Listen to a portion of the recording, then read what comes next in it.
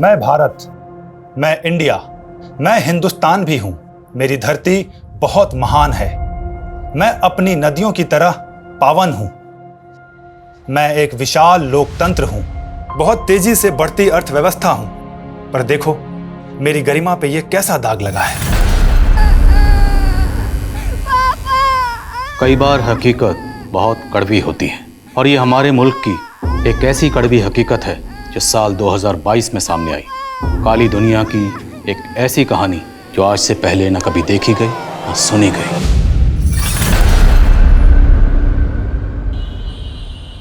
मैं अभिजीत, उजागर न्यूज से। कहते हैं शिक्षा और स्वास्थ्य किसी भी देश के विकास के दो स्तंभ होते हैं, लेकिन क्या हो अगर इसे व्यापार बना लिया जाए? क्या यह किसी नागरिक के मूलभूत अधिकारों के साथ खिलवाड़ नहीं होगा? जी हाँ दोस्तों, कुछ ऐसा ही खिलवाड़ हुआ है सर्व कृपा हॉस्पिटल में अपनी बीवी का इलाज करा रहे भोलाराम जी के साथ। भोलाराम जी, बिल्कुल निडर होकर बताइए कि आपके साथ क्या हुआ है। साहब, ये सर्व कृपा हॉस्पिटल में लूट मची रखी है।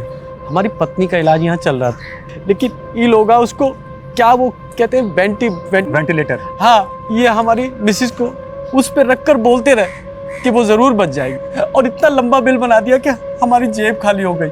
मतलब आपके साथ धोखाधड़ी हुई है? अरे बहुत बड़ी धोखाधड़ी हुई साहब। अभी भी ये लोग कहते हैं कि हमारे पर लाखों रुपया बकाया, अगर हम वो नहीं चुकाएंगे तो ये हमारी पत्नी की डेड बॉडी नहीं देंगे हमें। देखा दोस्तों, किस तरह इस हॉस्पिटल में एक गरीब आदमी के बीवी का लाश का सौदा किया जा रहा है। बंद कर! अरे बंद कर! अरे चल बाहर निकल! निकल बाहर! ऐसे गुंडई करके जनता की आवाज को दबाओगे? निकल बाहर! अभिजीत देख, तुम्हारा कैसे पोल खोलता हूं मैं। अभिजीत, पूरे हॉस्पिटल के बर्बाद कर दूंगा मैं। चल चल चल निकल! सेफ नहीं है ये एरिया, चलना यहाँ से। यार तुझे मना किया था, इतने रिस्क मत लिया कर। तू हॉस्पिटल के सामने ये स्टोरी करने से मना किया था तुझे। फुटेज मिला ना? अरे फुटेज मिल गया मेरे भाई, लेकिन तेरी जान चली जाती तो। समझता ही नहीं है छोटी सी बात। अरे भैया, कुछ भैया आप आज सगाई है तुम्हारी, वहाँ लड़की वाले घर पे इंतजार कर रहे हैं और तुम अभी तक यहीं हो। अरे विनोद भैया, वो जरूरी ब्रेक थ्रू था, इंतजार नहीं कर सकते थे हम। तेरी होने वाली बीवी भी इंतजार कर रही है तेरा। अरे यार राजीव, तू तो कब तक लड़कियों से भागता रहेगा? आज तो सगाई पक्की है। ले चल। मर्दों से तो कोई प्रॉब्लम है ही नहीं इसको, बस लड़कियों से ही प्रॉब्लम है। चल। अब तो दोनों बहनें एक ही घर में, इससे अच्छी क्या बात हो सकती है आपके लिए? जी पापा, हम तो बहुत लकी है। हमारी प्यारी बहन वर्षा ही हमारी देवरानी बन रही है। क्यों विनोद जी? हाँ राखी जी, बड़ा भाग। हाँ भैया, बड़ा भाग वाला है तू। हाँ बैठ बैठ अभिजीत। भाई सच सच बता, पसंद आई हमारी साली साहिबा?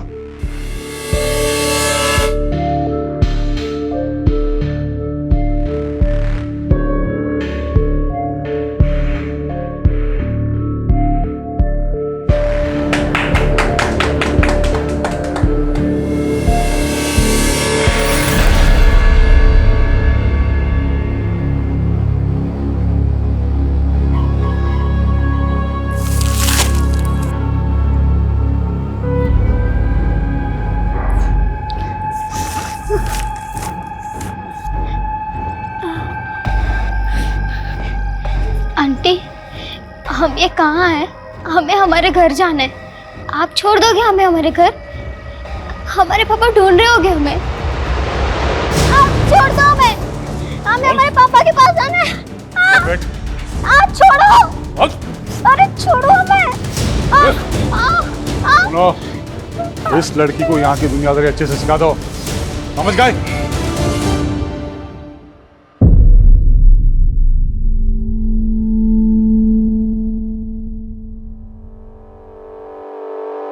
हम 136 हैं और ये हमारी माँ 135। तुम कौन हो?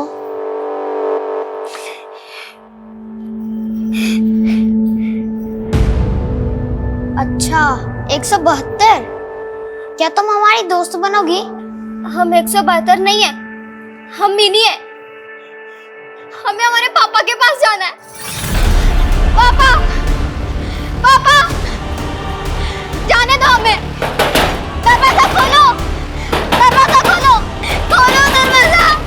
पापा, दरवाजा खोलो।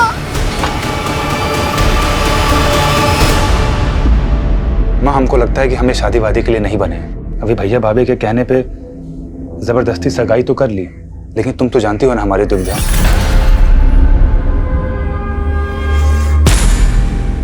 माँ, हम इस दुनिया को एक सच बताना चाहते हैं और वो सच है। ए, तुम क्या कर रहे हो यहाँ पर? नहीं, वो आपकी मम्मी के खाने का टाइम हो गया है ना, इसीलिए आए थे। माँ, हम आते हैं।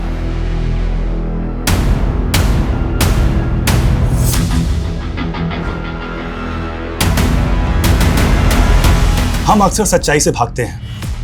उम्र के हर पड़ाव पर कोई न कोई एक ऐसा सच जरूर होता है जो शायद हम सबसे छुपा लेते हैं। दरअसल मैं सबको एक आईना दिखाना चाहता हूँ, एक ऐसा आईना जिसे देखकर हम फैसला करें कि आज हम कहाँ खड़े हैं। आने वाली 15 जून को रात 9:55 पे मैं आपको ऐसे ही कड़वी हकीकत से रूबरू करवाने वाला हूँ जिससे शायद अब तक का सबसे बड़ा पर्दाफाश होगा।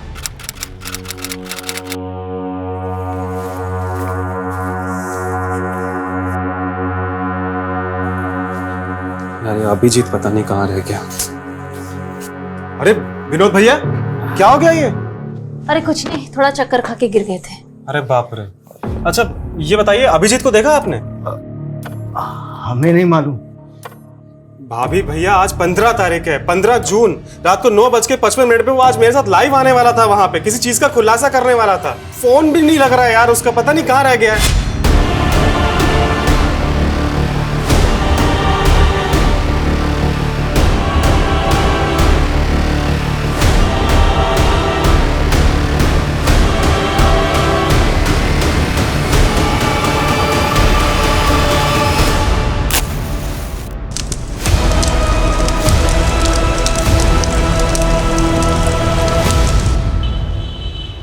दो दिन से गायब है और आप लोग आ जा रहे हैं।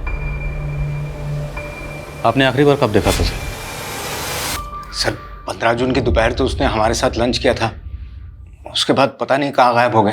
तो क्या उसके गायब होने का राज इस वीडियो से जुड़ा हो सकता है जिसमें वो किसी का खुलासा करने वाला था? आने वाली 15 जून को रात 9:55 पे मैं आपको ऐसे ही कड़वी हकीकत से रूबरू करवाने वाला हूं जिससे शायद अब तक का सबसे बड़ा पर्दाफाश होगा। हमें तो कुछ समझ नहीं आ रहा सर, आप ही कुछ मालूम कीजिए। ये चोट कैसे लगी आपको? सर वो अचानक से लो बीपी हो गया था, चलते चलते तो सड़क पे गिर गया, उसी से लग गई। अभिजीत ने ये वीडियो कहाँ रिकॉर्ड किया था? सर अभिजीत ने 1 साल पहले ही सोशल मीडिया पे उजागर न्यूज़ नाम से एक चैनल खोला था। उसके लाखों में फॉलोअर्स हैं और उसके 15 जून के खुलासे वाले वीडियो इन्विटेशन को भी लाखों हिट्स मिले हैं। हैरानी इस बात की है कि अभिजीत के कैमरामैन तो कहीं नहीं पता कि 15 जून को वो क्या खुलासा करने वाला था। कहीं उसके गायब होने की कहानी का इस खुलासे से कोई ताल्लुक तो नहीं? लग तो ऐसा ही रहा सर। अगर ऐसा है तो हमारे लिए जानना ज़रूरी है कि 15 जून को वो क्या खुलासा करने वाला था। उसका लैपटॉप, ईमेल आईडी की डिटेल्स, कॉल रिकॉर्ड सब निकलो। लेट्स फाइंड आउट कि अभिजीत ने आखिरी बार किससे और क्या कम्युनिकेट किया था। Okay sir.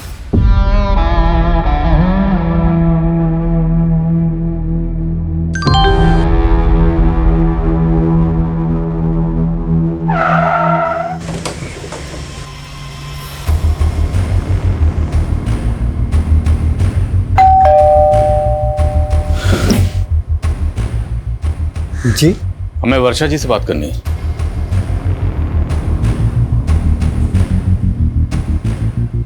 वर्षा जी, 15 जून की शाम को अभिजीत की फोन पर आखिरी बार बात आपसे हुई थी, उसके बाद से वो लापता। आपकी अभिजीत के साथ फोन पर क्या बात हुई थी? आई एम सॉरी वर्षा जी, लेकिन हम आपसे शादी नहीं कर सकते। ऐसा ऐसा क्यों बोल रहे हैं अभिजीत? वो हम आपको वजह भी नहीं बता सकते वर्षा जी। बस इतना समझ लीजिए कि इसी में आपकी भलाई है। सर ऐसा हो ही नहीं सकता, अभिजीत ने खुद शादी के लिए हाँ किया था। तो क्या आपकी साली वर्षा झूठ बोल रही है? डॉक्टर जी, आप अपनी छोटी बहन वर्षा के बारे में क्या कहेंगे? सर हमारे बहन में कोई कमी नहीं थी, सारी कमी अभिजीत में है। अब कहना क्या चाहती हैं? अब हमें लग रहा है कि अभिजीत शायद इस वजह से भागा होगा ताकि वो हम लोगों को फेस ना कर पाए कि उसने रिश्ता क्यों तोड़ा। अभिजीत 15 जून की रात को कोई बड़ा खुलासा करने वाला था लाइव आकर, और आपको लगता है कि इतना निडर पत्रकार इस वजह से गायब हो गया? नहीं सर, राखी के कहने का ये मतलब नहीं है। दरअसल हम लोगों को भी ये सुनकर बहुत धक्का लगा कि अभिजीत ये रिश्ता तोड़ना चाहता था। Sir 1 minute. बेड़ताज चौक पे लाश मिली है।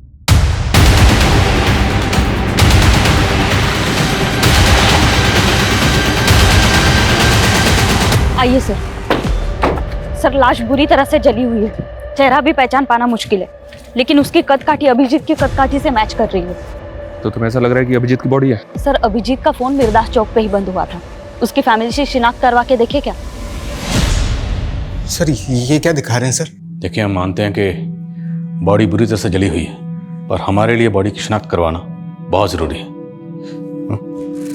पर हमें इनकी बॉडी से ये चेन और ये अंगूठी मिली है।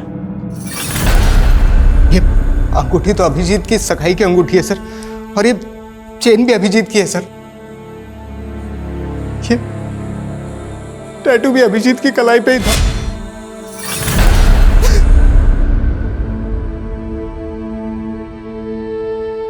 ये ले, रोटी खा ले, इतना दुखी मत हो, अब यही हमारी जिंदगी है।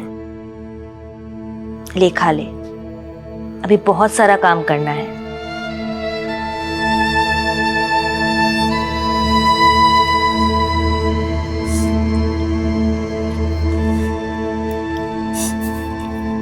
चलो अच्छा है, कम से कम आज तुम कुछ खा तो रही हो। ये भी कोई खाना है? हमारे पापा रोज हमें ब्रेकफास्ट में कॉर्नफ्लेक्स खिलाते हैं और स्कूल के लंच में पराठे। तू कौन से क्लास में पढ़ती थी? 6th। चलो हम तुम्हारा टेस्ट लेते हैं। ये अखबार में जो लिखा है पढ़ने आता है ना? हाँ आता है पढ़ने, तो पढ़ो। भारत जल्द ही 5 ट्रिलियन की अर्थव्यवस्था होगा। माँ, माँ, बच्चों बच्चों बाहर जाओ, बहन आओ ना।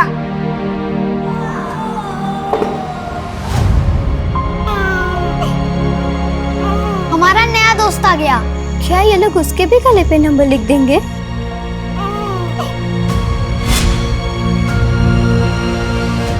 सर पीएम रिपोर्ट के हिसाब से पहले अभिजीत को बुरी तरह से पीटा गया, उसके बाद उसको जिंदा जला दिया गया। लेकिन सर किलर ने ऐसा क्यों किया? इसलिए कि उसको आइडेंटिफाई नहीं किया जा सके। अगर ऐसा था तो फिर अभिजीत की बॉडी पर उसकी चेन और अंगूठी इंटैक्ट क्यों था? यहाँ तक कि उसके बाजू पे जो टैटू था वो भी उसके भाई ने आइडेंटिफाई किया। पहचान मिटाने की कोई कोशिश नहीं की गई। किलर ने अभिजीत को जिंदा जला दिया सर। ऐसा लग रहा है जैसे किलर की अभिजीत के साथ कोई गहरी रंजिश थी। अभिजीत के लैपटॉप से क्लू मिला? साइबर टीम अभिजीत के लैपटॉप और मोबाइल का डेटा रिकवर करी है सर। लेकिन सर अभिजीत का फोन पिछले कई दिनों से अतुल नगर में काफी एक्टिव था। अतुल नगर में कहाँ जाता था ये तो नहीं पता, लेकिन अतुल नगर में जितने भी सीसीटीवी हैं सबकी फुटेज मंगा रहा हूँ। और अभिजीत का कैमरामैन प्रथमेश, उसने कुछ बताया? नहीं सर, उसे इस बारे में कुछ नहीं पता।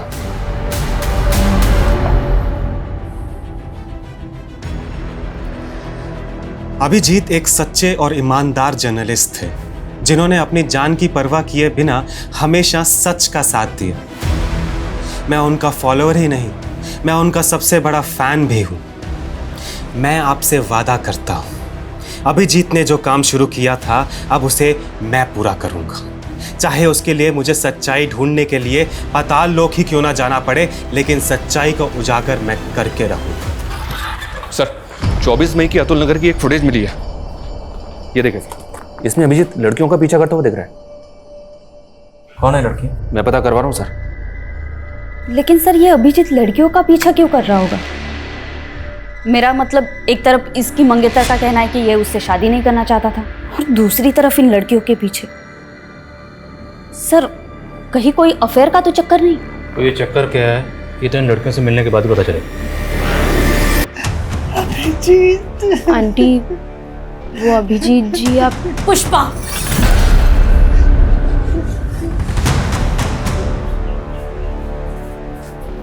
जी माँ जी को क्या बताना है और क्या नहीं बताना ये तुम्हारा काम नहीं है।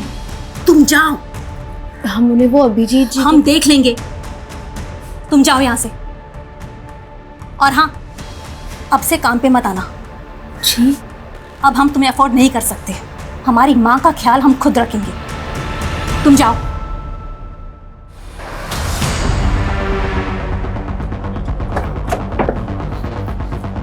अभिजीत जिन दो लड़कियों का पीछा करते हुए देखा था वो दोनों लड़कियां इसी घर में किराए पे रहती थी सर, और ये इस घर के मकान मालिक हैं। इन्होंने ही मकान किराए पे दिया था।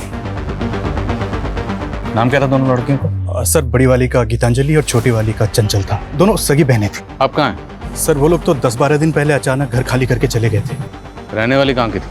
रेंट एग्रीमेंट में उनका नेटिव एड्रेस होगा। रेंट एग्रीमेंट तो नहीं बनाया, लेकिन हाँ वो बिहार की रहने वाली थी। तुम लोग भी ना, हम लोग बार बार गाइडलाइन जारी करते हैं कि बिना पुलिस वेरिफिकेशन के मकान किराए पर नहीं देना, पर सुधरोगे नहीं तुम लोग। सर गलती हो गई। लड़कियाँ करती क्या थी? सर वो घरों में मेड का काम करती थी। कहाँ, किस घर में? सर वो तो नहीं मालूम। लड़कियों के फ़ोन नंबर तो होंगे आपके पास? सर उनके पास फ़ोन्स भी नहीं थे।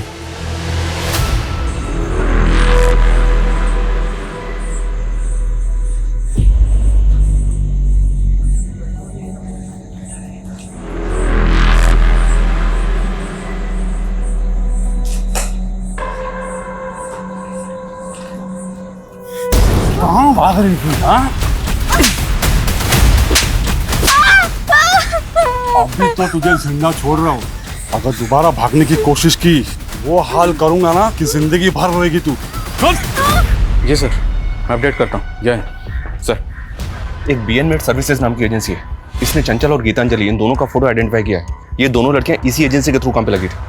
BN-Med agency. सर ये लड़की गीतांजलि है और ये चंचल। ये दोनों बहनें बहुत मेहनती थी, कभी भी किसी क्लाइंट की कोई शिकायत नहीं आई। लेकिन ये बताइए कि दोनों लड़कियां अब हैं कहाँ? पता नहीं सर, अचानक से इन दोनों ने काम पे आना बंद कर दिया। क्यों? मालूम नहीं सर। इन दोनों को एक मीणा नाम के एजेंट ने इंट्रोड्यूस करवाया था। इन दोनों लड़कियों के एड्रेस प्रूफ और डॉक्यूमेंट्स हमें दीजिए, और इनका जो एजेंट था मीना, उसकी डिटेल्स भी दीजिए। सर ये एजेंट है मीणा। आप सभी जानते हैं कि अभिजीत मेडिकल माफिया के खिलाफ काम कर रहे थे। उसके सारे सबूत अब मेरे पास हैं। ये उन हॉस्पिटल्स की लिस्ट है जिनके पास लाइसेंस ही नहीं, और इनके कितने सारे डॉक्टर्स ऐसे हैं जिनके पास डिग्रीज तक नहीं, जैसे कि doctor Gopal Sharma. Hello doctor Gopal, जो वीडियो मैंने भेजा है तुमको, उसे मैं बहुत जल्दी अपलोड करने वाला हूँ। तुम चाहते क्या हो? सर, कहाँ है? चंचल और गीतांजलि, इन दोनों बहनों की आईडी फेक है। क्या? जी हाँ सर, और इन दोनों बहनों का जो एजेंट है मीणा, उसकी भी सारी डिटेल्स फेक निकली। अब इन तीनों का कुछ पता भी नहीं चल रहा है। अभिजीत इन दोनों लड़कियों का पीछा करते हुए देखा गया था। अभिजीत का कत्ल हो गया, और अभिजीत के कत्ल से ठीक एक हफ्ता पहले ये दोनों लड़कियां गायब हो गई। क्या इन दोनों लड़कियों और इस एजेंट मीना की अभिजीत के कत्ल में इन्वॉल्वमेंट तो नहीं? लग तो मुझे भी ऐसा ही रहा सर, कोई ना कोई इन्वॉल्वमेंट तो होनी चाहिए। इन तीनों के लिए लुकआउट नोटिस जारी कर दिया है। सर, अभिजीत की मंगेतर वर्षा के बारे में एक बात पता चली है। सर, उसकी पहले भी शादी हो चुकी है। What? जी सर, वर्षा का पहला पति कुणाल मर चुका है। सर, उसकी मौत संदिग्ध हालात में हुई थी। मतलब? 17 सितंबर 2021 को शोमिता चौक पे अपनी बाइक से जा रहा था। सर, वहाँ एक SUV गाड़ी ने उसकी बाइक को टक्कर मारी थी। पहले शोमिता चौक पुलिस इस केस को मर्डर केस मान के इन्वेस्टिगेट कर रही थी, लेकिन उस SUV गाड़ी का कहीं भी पता नहीं चला। इसीलिए उन्होंने इस केस को एक्सीडेंटल केस मान के क्लोज कर दिया। ये अभिजीत मर्डर केस भी कम चौंकाने वाला नहीं। अभिजीत को पहले बुरी तरह से टॉर्चर किया गया और फिर जिंदा जला दिया गया। और इन दोनों केसेस की कॉमन कड़ी है वर्षा। वर्षा जी, पहले आपकी शादी होती है कुणाल से, और वो बड़े ही फिल्मी अंदाज से मारा जाता है। उसके बाद आपकी सगाई होती है अभिजीत से, वो भी मारा गया है। अब ये महज इत्तेफाक है या इसके पीछे की कहानी कुछ और है? आप बेकार में हमारे बेटी को परेशान करके अपना वक्त बर्बाद कर रहे हैं। अब ये तो आने वाला वक्त ही बताएगा कि किसका वक्त बर्बाद होने वाला है। बस इतना याद रखिएगा, बिना हमारी इजाज़त के शहर छोड़ने की गलती मत करिएगा।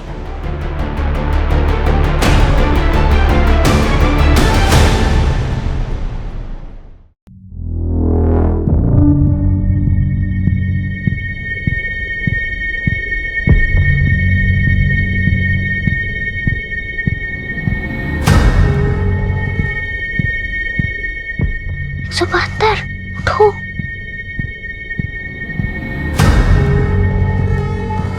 सुनो, हम लोग यहाँ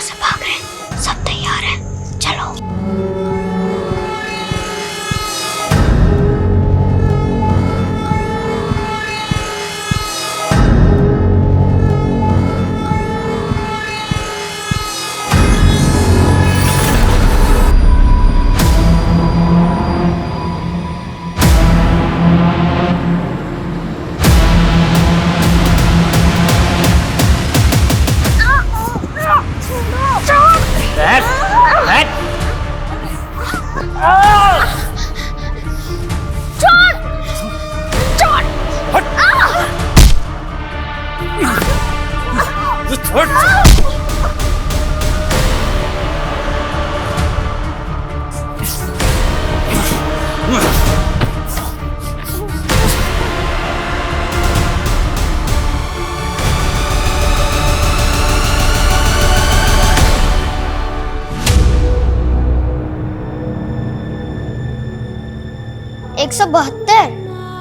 तुम हमारी दोस्त बनोगी?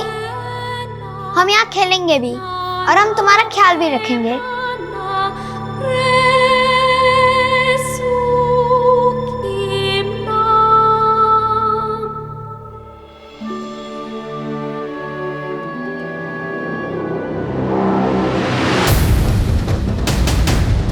सर,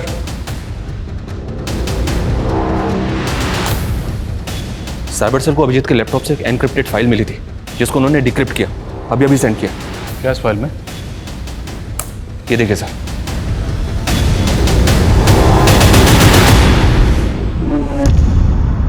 तू तो चंचल को पहचानने से भी इनकार कर रहा था। ये सब क्या है? सर, चंचल हमारे यहाँ काम करती थी।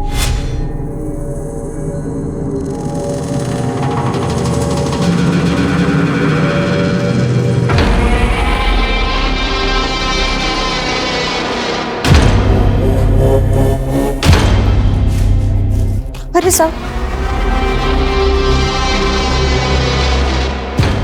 सुन, ये जो तेरे पीठ के पीछे निशान है, ये क्या है जो तू छिपाती फिरती है? देखना चाहते हो?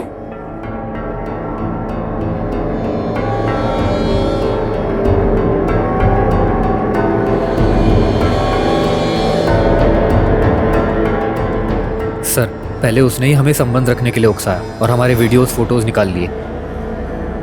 सर, हम उसे पैसे दे दे के थक गए थे, लेकिन उसका लालच बढ़ता ही चला जा रहा था।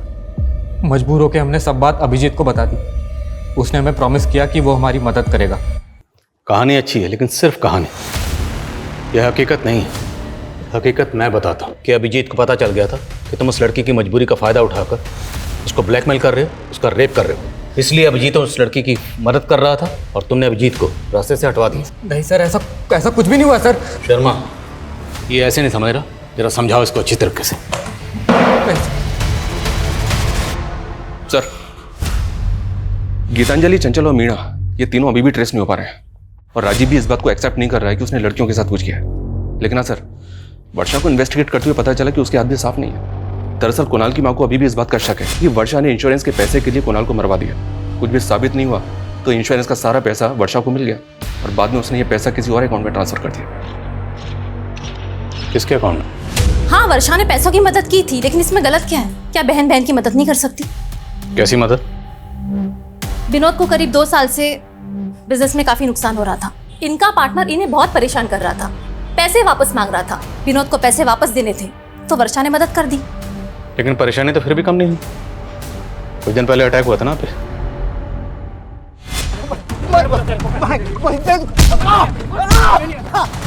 कल पैसे नहीं मिले ना, उसका तो इससे भी बुरा हालत होगा।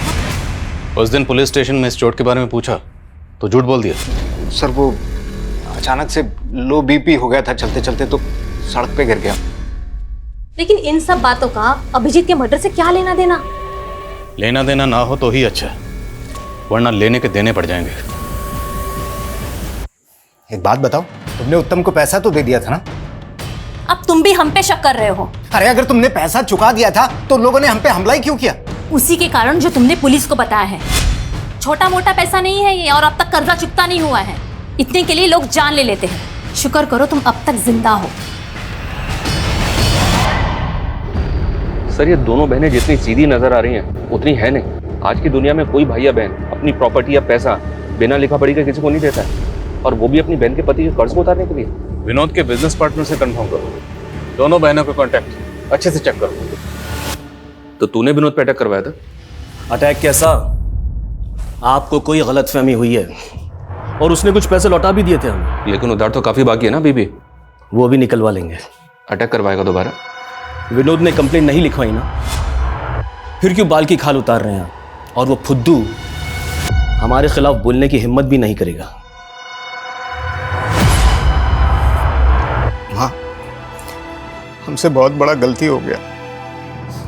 अगर हम अभिजीत को पहले ही सब कुछ बता दिए होते तो शायद वो हमें इस मुसीबत से निकाल चुका होता। ले लो, 70 लाख है इसमें। 70 लाख? ये 70 लाख तो सिर्फ आपके हुए ना डॉक्टर साहब, और आपके बाकी के नेक्सस के 70 लाख वो कौन देगा? हेलो नेताजी, एक लोकल जर्नलिस्ट मुझे धमकी दे रहा है। अगर आपकी मेहरबानी हो जाती तो।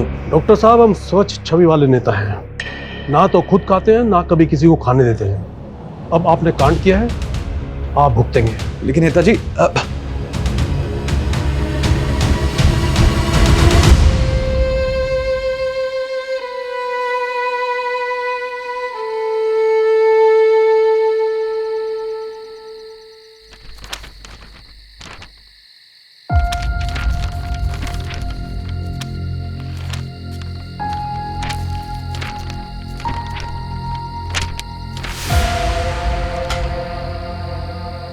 कौन है?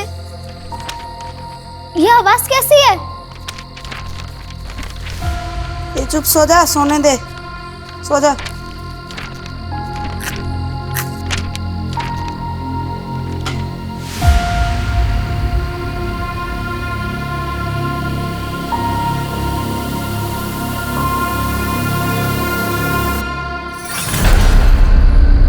ये ले, रोटी खा ले, अभी बहुत सारा काम करना है।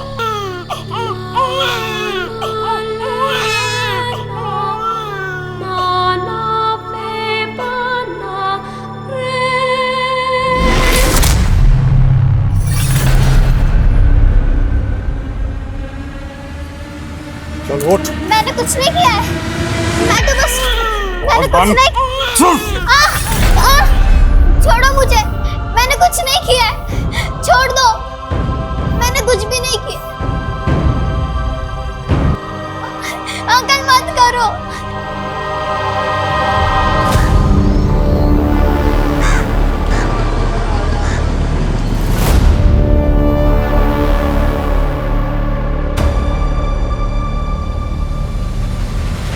हम थक गए हैं ये करते करते। अभी और कितने खून बहाने पड़ेंगे? ये हमारा तीसरा अबॉर्शन है। न जाने तुमसे शादी करने के लिए हमें अभी कितना और इंतजार करना होगा। हम जल्दी सब कुछ ठीक कर देंगे। सब हम कुणाल से शादी करने के पहले से ही एक दूसरे से प्यार करते हैं। और सर, हमें पता था कि वर्षा के पिताजी हमें कभी स्वीकार नहीं करेंगे, इसलिए पहले कुणाल और अब अभिजीत खत्म कर दिया।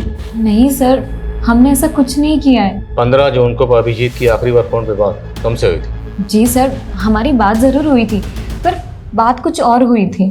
इस पर एक और नई कहानी। एक्चुअली सर, हम आपसे झूठ बोल रहे थे। हम किसी और से प्यार करते हैं। अरे लेकिन वर्षा, ये सब तुम हमको सगाई से पहले बता सकती थी ना। हाँ अभिजीत, लेकिन हम क्या करते, हम मजबूर थे। अभिजीत, क्या आप एक फेवर कर सकते हैं? आप खुद ही पापा को कह दीजिए ना कि आप शादी नहीं करना चाहते। लेकिन अभिजीत माना नहीं। तुम दोनों को लगा कि तुम दोनों की पोल खोल देगा, इसलिए तुम दोनों ने उसकी जान ले ली। वैसे तुम्हारे लिए किसी मासूम की जान लेना कोई बड़ी बात नहीं है। 3 अबॉर्शन तो पहले ही करा चुके हो, और तुम अपनी बहन राखी को किस बात के पैसे दे रही थी? सर, उसको हमारे अफेयर के बारे में पता चल गया था। बोली कि अगर हमने उसे पैसे नहीं दिए तो वो हम दोनों को फंसा देगी। सरासर झूठ बोल रही है वो सर। अगर उसकी करतूतों के बारे में पता होता तो उसकी जान ले लेते। हमने सिर्फ विनोद का कर्जा उतारने के लिए उससे पैसे लिए थे और कुछ भी नहीं था। तो आप कहना चाहती हैं कि आपकी बहन और उसके आशिक ने मिलकर अभिजीत को मार दिया? उनकी बात वो जाने सर, हमने कुछ नहीं किया। क्या जोड़ी है दोनों बहनों की? छोटी वाली बड़ी पे इल्जाम लगा रही है और बड़े वाली छोटी पे। कोई बात नहीं, वक्त आने पर सब पता चल जाएगा किसकी कहानी सच्ची है किसकी झूठी।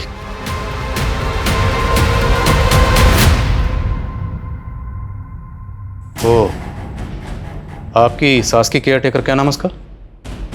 पुष्पा। कहाँ हो? हमने उसे काम से निकाल दिया। अब हम उसे अफोर्ड नहीं कर सकते। रहती कहाँ हो? एड्रेस दीजिए। ये बात तो अभिजीत ही जानता था, हमें कुछ नहीं पता।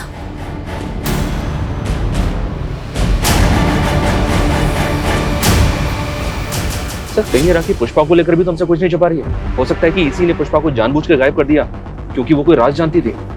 या फिर पुष्पा को खेल करके इस राखी पे कड़ी नजर रखो और पता करो कि पुष्पा कहाँ गायब है, और उसके लिए लुकआउट नोटिस जारी कर दो।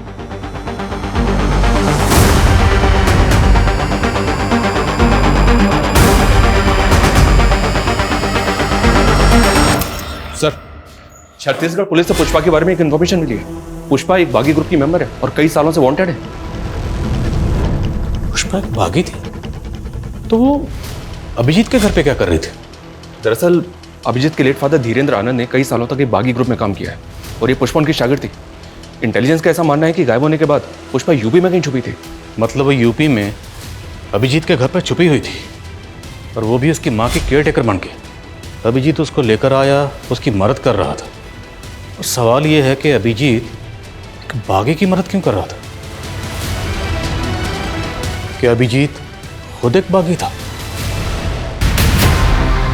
चेक करो सब जगह चेक करो।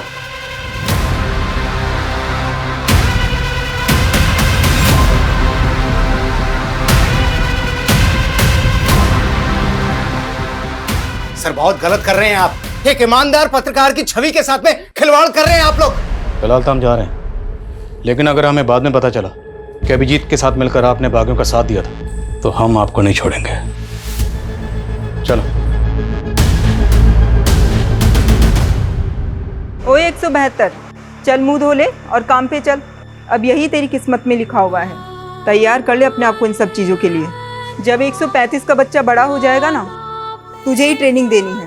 यहाँ पे माँ बाप हो या बच्चा, सब किस्मत के हाथों बंधे हुए हैं।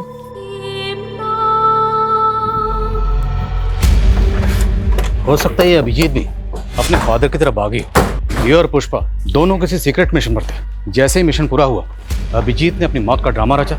उसके बाद वो और पुष्पा दोनों गायब हो गए। और इस बात के पूरे चांसेस हैं कि अभिजीत के घर वाले भी उनके इस मिशन में शामिल हों, क्योंकि अभिजीत की बॉडी पूरी तरह से जल चुकी थी। फिर भी उन्होंने आसानी से आइडेंटिफाई कर लिया। कैसे? अब तो बॉडी का डीएनए टेस्ट भी नहीं कर सकते, अंतिम संस्कार हो चुका है। शर्मा, ये केस तो हम सॉल्व करके रहेंगे। उसके लिए चाहे हमें गड़े मुर्दे क्यों ना खाने पड़े। अभिजीत की फैमिली, दोस्त, रिश्तेदार, सबके बारे में सब कुछ पता करो। Okay sir.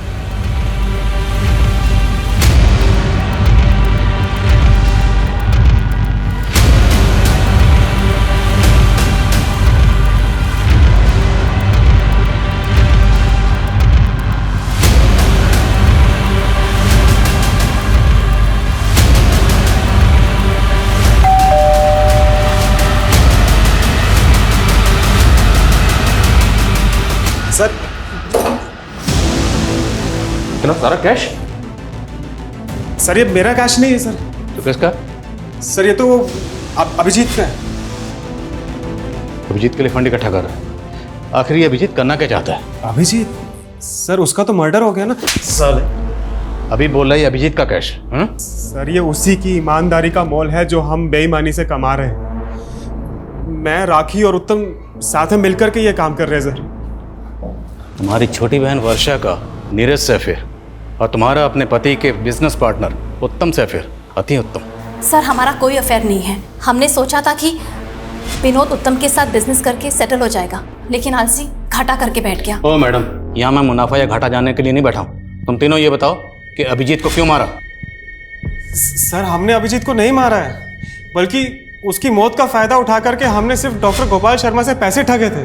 सर प्रथमेश ने हमें बताया था अभिजीत के मेडिकल स्कैम खुलासे के बारे में, तो हमने उत्तम की ताकत का इस्तेमाल किया ताकि कोई डॉक्टर हमें परेशान करे तो उत्तम संभाल लेगा। तो 15 जून की रात को अभिजीत यही खुलासा करने वाला था? नहीं सर, वो तो सच में उसने हमसे सीक्रेट रखा था। वो कुछ और बात थी और उसी की वजह से उसकी जान गई है सर। तुम तीनों को तब तक तोड़ेंगे जब तक सच नहीं कबूलोगे। नीलम, तोड़ो नहीं। डॉक्टर गोपाल की कुंडली निकलवाओ। पूरे चांसेस है कि 15 जून को अभिजीत जो खुलासा करने वाला था वो उसी डॉक्टर के खिलाफ हो। हेलो, क्या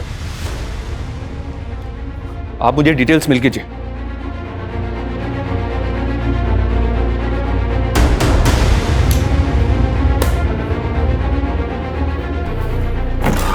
सर हमारी मेन सस्पेक्ट गीतांजलि की तो मौत हो चुकी है।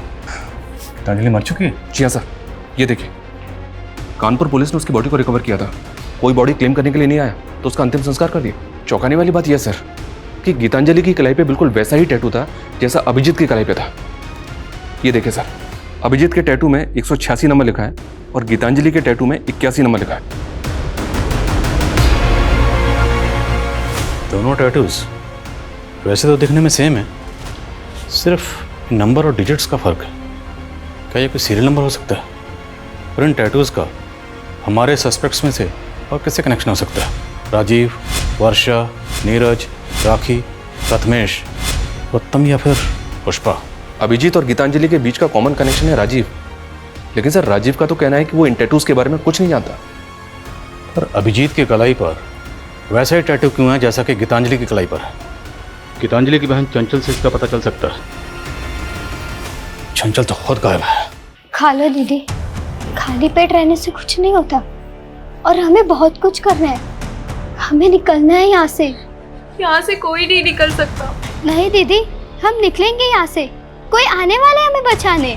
तुम ना ऐसे सपने मत देखो, ये सपना कभी पूरा नहीं हो सकता। सर, चंचल के बारे में हमने अभिजीत को मार्च में बता दिया था। उसके बाद अप्रैल में अभिजीत बिना किसी को बताए 20 से 25 दिन के लिए किसी असाइनमेंट पर बाहर चला गया था।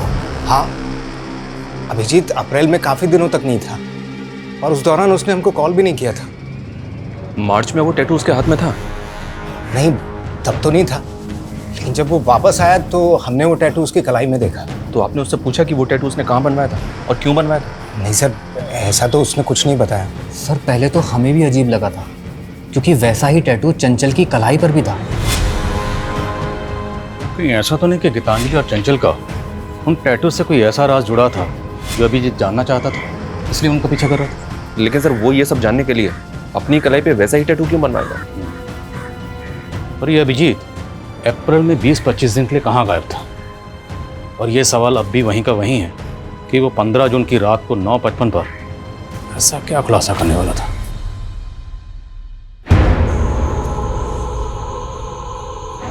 देखो, हम जानते हैं चंचल और गीतांजलि के अलावा तुम लोगों के साथ यहाँ पर क्या हो रहा है। हम यहाँ की सच्चाई पता करने आए। आप हमें यहाँ से आजाद कर दोगे ना भैया? हाँ, लेकिन उसके पहले तुम्हें सब बताना होगा कि यहाँ पर हो क्या रहा है। मैं भारत, मैं इंडिया, मैं हिंदुस्तान भी हूँ। मेरी धरती बहुत महान है। मैं अपनी नदियों की तरह पावन हूँ। मैं एक विशाल लोकतंत्र हूँ, बहुत तेजी से बढ़ती अर्थव्यवस्था हूँ। पर देखो, मेरी गरिमा पे ये कैसा दाग लगा है। ये कैसा दाग लगा है? ये दाग हम सबको मिलकर धोना है। और ये फोल्डर बनाया गया 14 जून को। वो ना हो, ये जो 15 जून को खुलासा करने वाला था, ये लाइंस उसकी उसी स्पीच का हिस्सा है। लेकिन सर इसका तो कोई क्लू ही नहीं मिल रहा है कि ये खुलासा क्या था, किसका था और किसके लिए था। हमारा देश महान है भैया और हम भी आजाद होंगे। बस आप जल्द से हमें लेने आ जाओ। हम आपका वेट कर रहे हैं। हमारे पास एक ऐसी चाबी है जिससे सारे ताले खुल सकते हैं, और वो एजेंट मीना। क्योंकि गीतांजलि और चंचल को डोमेस्टिक एजेंसी के लिए वही लेकर आया था। शर्मा, ढूंढो उसे। खबरों को काम पे लगाओ। जेलों में जितने भी कैदी हैं उनके बारे में पता करो। तुम्हें जो करना है करो, लेकिन किसी भी सूरत में मुझे एजेंट मीना चाहिए। Okay sir.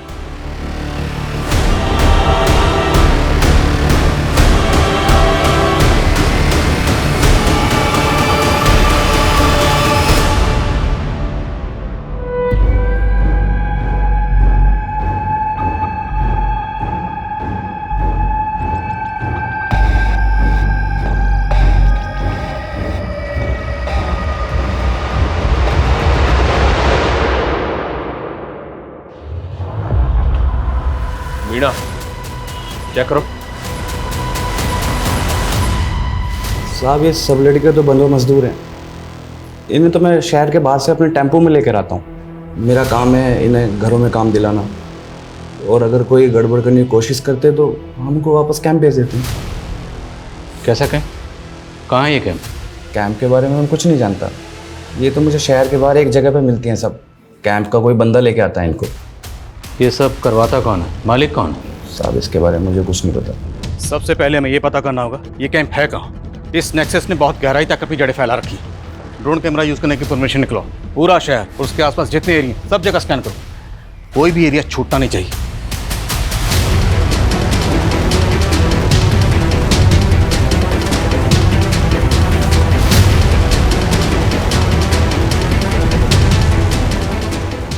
ड्रोन कैमरास के फुटेज में ये 3 जगह सस्पिशियस लग रही हैं।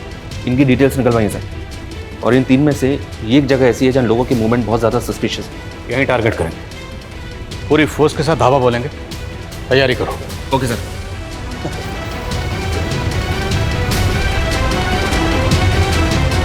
पुलिस! अरे पुलिस! अरे भागो!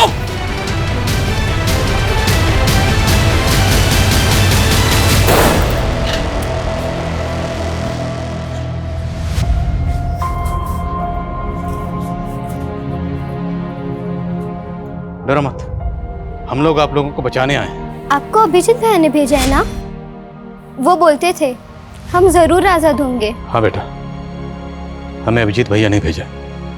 अभिजीत भैया कहाँ है? उन्होंने कहा था हम उनके साथ टीवी पे आके जय हिंद बोलेंगे। बेटा, मुझे अभिजीत भैया नहीं भेजा है आप सबको लाने के लिए। और उन्होंने कहा जब मैं आपसे मिलूं तो आपसे बोलूं कि आप जोर से जय हिंद बोलें। जय हिंद। जय हिंद। तुम लोगों को बंधुआ बनाकर उन पर जुल्म करते थे। कब से चला ये सब? साहब काफ़ी टाइम से हमारे लोग हर शहर में फैले हुए साहब। अगर हमें कोई अनाथ या कोई मजबूर मिलता था हम इन्हें अपना कैंप में लेके आते साहब। और हम बच्चे लोग को भी किडनैप करके लेके आते साहब। अब ये बताओ कैंप में उनसे करवाते क्या थे? साहब हम उन्हें बड़ी बड़ी कंपनी, मिल और ईंट की भट्टी में लगा देते साहब। इनमें से कुछ मर भी जाते थे साहब। इसलिए हम नए लोगों को फंसाते रहते थे साहब। और अगर कोई अच्छी लड़की रहती थी तो उन्हें हमें घर में काम पे लगाते थे साहब। जैसे गीतांजलि और उसकी बहन चंचल, है ना? दीदी को पूरा भरोसा था कि एक दिन हम उस जंजाल से बच निकलेंगे। देखना चंचल, एक दिन आएगा जब हम आजाद होंगे और बहुत ही बेहतरीन जिंदगी जिएंगे। ऐसी नहीं, पर उसके लिए हमें कैंप से बाहर आकर घरों में काम चाहिए था। इसलिए हमने कैंप में अच्छा बर्ताव किया, उन लोगों का भरोसा जीत लिया। फिर तुमने राजीव के यहाँ काम करना शुरू कर दिया, उसको ब्लैकमेल किया। हमारी पूरी कमाई तो वो मीना ले जाता था और हमें अपनी जिंदगी शुरू करने के लिए कुछ पैसों की जरूरत थी और इसलिए हमारे पास और कोई रास्ता नहीं था। लेकिन राजीव ने अभिजीत को सब बता दिया। हाँ, लेकिन अभिजीत भैया को ब्लैकमेलिंग से ज्यादा उस गिरोह के बारे में चिंता थी। देखो, मुझे पता है तुम लोगों के साथ क्या हो रहा है। मैं तुम्हारी मदद करना चाहता हूँ, लेकिन उसके लिए मुझे तुम्हारे जैसे मजदूर बन के ही उस कैंप में घुसना पड़ेगा और अपने हिडन कैमरे से सब कुछ रिकॉर्ड करना होगा कि वहाँ पर एक्चुअली में हो क्या रहा है। फिर हमने उन्हें वहाँ घुसने में मदद की और वो हमारे कैंप में शामिल हो गए। साहब मुझे शक हुआ कि अटेंडेंस रजिस्टर में गड़बड़ दिखा साहब। और वो कमीना पत्रकार वो मौका देख के भाग गया और गीतांजलि ने उसको मदद की थी कैंप में घुसने के लिए साहब। इसलिए तुम लोगों ने गीतांजलि को मार दिया। और उसके बाद जब तुम लोगों को पता चला कि 15 जून को अभिजीत को खुलासा करने वाला है तो उसको भी मार दिया। साहब हमारे लोग ने अभिजीत पे नजर होगा साहब और मौका पाके हमने उसको दबोच लिया साहब।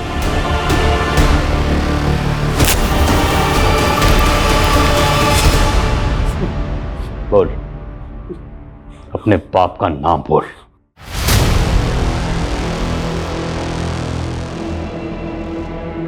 धर्मेंद्र सिंह सर मीटिंग में है। सर चलो।